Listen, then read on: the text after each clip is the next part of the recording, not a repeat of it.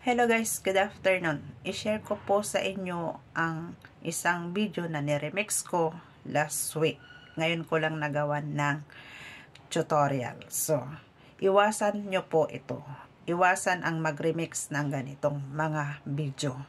Dahil nagre-remix lang din po ako kapag walang time na makagawa ng tutorial or kung sariling video, kaya remix na lang ang ginagawa ko.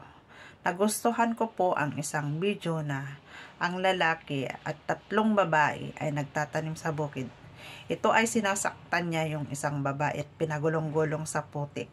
Nakapag-react sana ako doon. Nagustuhan ko yung content na yun para mag-react ako kung bakit niya sinasaktan ang isang kababaihan.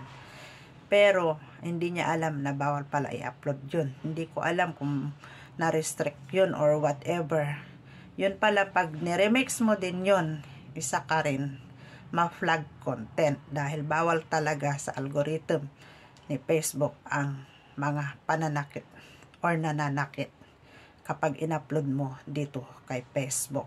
So, iwasan natin ito. Yan, makikita nyo po dyan, nagkaroon po talaga ako ng flag content. Paano ko i-delete? Nandyan po ang guide kung paano mo i-delete. Take action lang.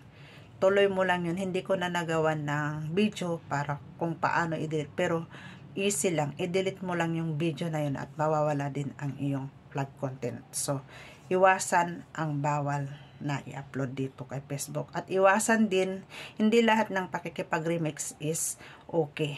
May mga problema ang video ng iba. Kaya, mag-ingat na lang.